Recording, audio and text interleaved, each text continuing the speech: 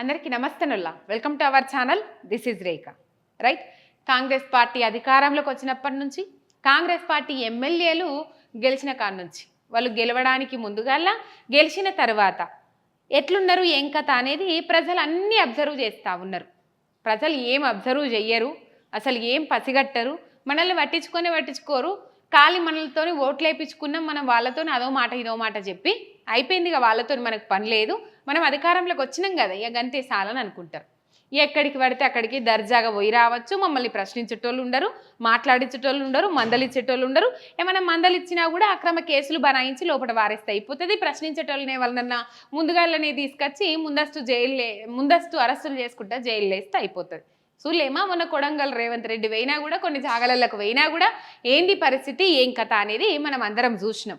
అక్కడ ఎవరైతే ప్రశ్నిస్తారో ఎవరైతే ఎదురు తిరుగుతారో వాళ్ళందరినీ ముందస్తు అరెస్టులు చేసుకుంటేనే జైళ్ళల్లో పెట్టుకుంటా అక్కడికి ఇక్కడికి తిప్పుకుంటా 5-6 గంటల టైం వృధా చేసిండ్రు. ఇది పాత ముచ్చట.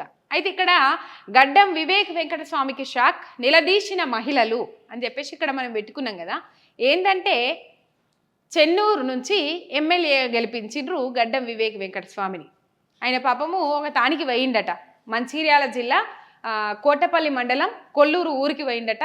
ఇక పోయిన కాడ మహిళలందరూ అడ్డం పడి కాన్వాయిని అడ్డుకొని మొత్తం మీద ఏం చేస్తుండ్రు మీరు, మీ పనితనం అంతా ఏది, మీరు ఏం చెప్పిండ్రు, ఏం కథ, మాకు పరిస్థితి ఇట్లుంది అని చెప్పేసి. పాపం చాలా మంచి పని చేస్తాడు గడ్డం వివేక్ వెంకటస్వామి. ఆయన మంచి పని చేసిన ఆయనను కూడా ఎందుకు ఇంతగానము పాపము నిలదీసిండ్రో మహిళలు అర్థమైతలేదు. ఏం మంచి పని చేస్తాడంటే ప్రభుత్వం ఏది చెడు చేసినా అది మంచిగానే చిత్రీకరించి వాళ్ళకి సంబంధించిన పత్రికలు, పేపర్లు లేకపోతే మెయిన్ స్ట్రీమ్ మీడియాలలో చూపెట్టుకుంటూ వస్తారు. ఎంత డబ్బా కొట్టాలనో అంత డబ్బా కొడతారు. ప్రభుత్వం మీదకి వ్యతిరేకత రాకుండా ఎన్ని జాగ్రత్తలు తీసుకోవాలో అన్ని జాగ్రత్తలు తీసుకుంటారు.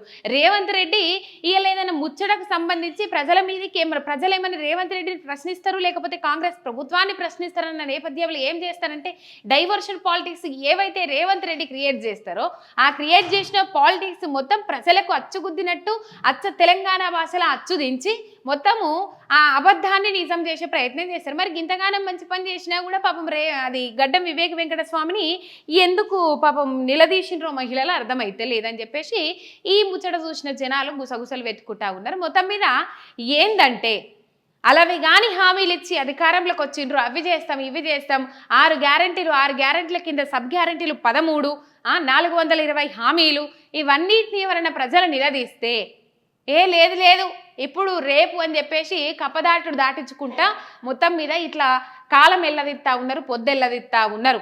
ఇది చేస్తా అది చేస్తా, ఇగో నేను ఎమ్మెల్యేనైతే మొత్తము భావితరాల భవిష్యత్తు మార్చేస్తా, ఇక్కడ రూపురేఖలే మార్చేస్తా అని చెప్పేసి మాట్లాడిన ఇలా వివేక్ వెంకటస్వామి యాడికి పోయినా, వివేక్ వెంకటస్వామి అనే కాదు దాదాపు కాంగ్రెస్ ఎమ్మెల్యేలు ఇట్లా బీఆర్ఎస్ నుంచి కాంగ్రెస్లకు పోయిన ఎమ్మెల్యేలను కూడా అటు వాళ్ళ కాంగ్రెస్ కార్యకర్తలు కానీ వారు సపోజ్ నిన్న కోడిగుడ్లతోని కాన్వాయ్ మీద దాడి చేసిరు, యాదయ్య అది కాన్వాయ్ మీద దాడి చేసిరు.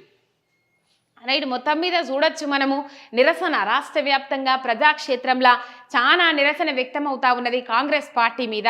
అయినప్పటికీ కూడా వీళ్ళకు దున్నపోతు మీద వానబడ్డట్టన్న శనలం లేదు, నిమ్మకు నీరెత్తినట్టు మీరు ఏం చేసుకుంటారో చేసుకోపోరి, ధర్నాలు చేస్తారా చేసుకోపోరి, రాస్తారోకలు చేస్తారా చేసుకోపోరి, ఏమైనా వ్యతిరేకత తెస్తారా తెచ్చుకోపోరి, మేమేం ఐ డోంట్ కేర్ అన్నట్టున్నది. మీరు ఏమన్నా చేసుకోర్రి, మాకు అవసరం లేదు, మాకేం కావాలి, మేము దేనికోసం కొట్లాడినాం, మాకు అధికారం కావాలి, మేము అధికారం కోసం కొట్లాడినాం, నేను ఎమ్మెల్యే కావాలి, ఎమ్మెల్యే పదవి కోసం కొట్లాడినా, ఇలా నేను ఎమ్మెల్యేనైనా మాకు అధికారం వచ్చింది, మీరు ఏం చేసుకుంటారో చేసుకోపోండి అని అన్నారు. వాళ్ళు ఏం చేసుకుంటారో చేసుకోపోండి అన్నట్టే ఇక వీళ్ళు చేసుకున్నారు. ఒకసారి మీకు ఆ వీడియో చూపెట్టే ప్రయత్నం చేస్తా. ఇక్కడ గడ్డకు వివేక్ వెంకటస్వామికి నిరసన సెగదాలికింది ఇక మహిళలు చూడుర్రు sir.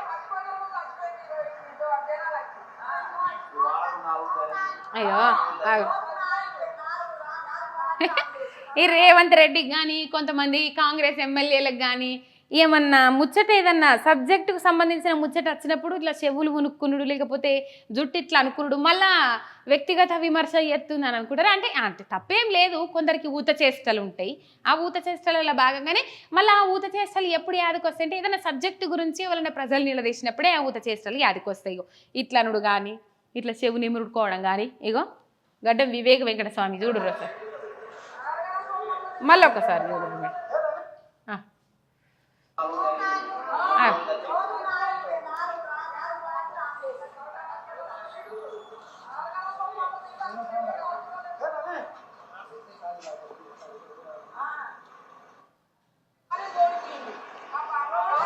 Right.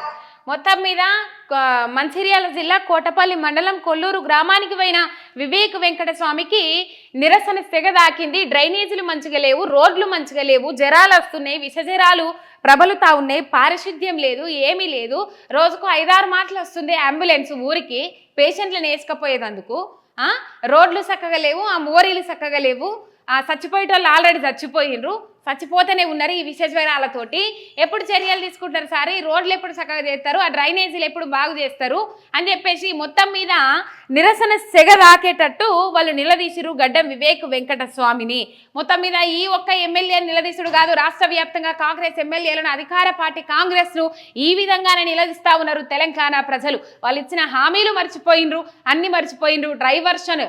ఏమన్నంటే diversion politics play చేస్తూ ఉన్నారు తప్ప ప్రజాపాలన మీద దృష్టి పెట్టలేరు.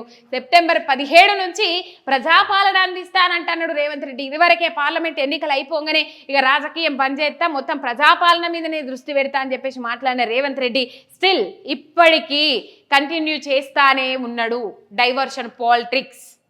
ఎన్ని అంశాలు తెర మీదకి తెచ్చిండు చూసినాం.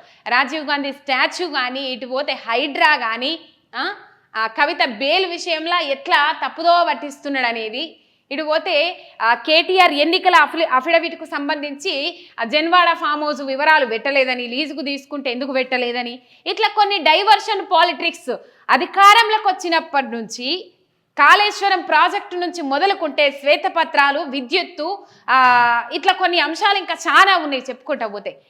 డైవర్షన్ పాలిటిక్స్ ఏళ్ల మీద కూడా లెక్క పెట్టేందుకు కాదు, ఒక పుస్తకమే నిండుతుంది కావచ్చు ఆ డైవర్షన్ పాలిటిక్స్ రాస్తే.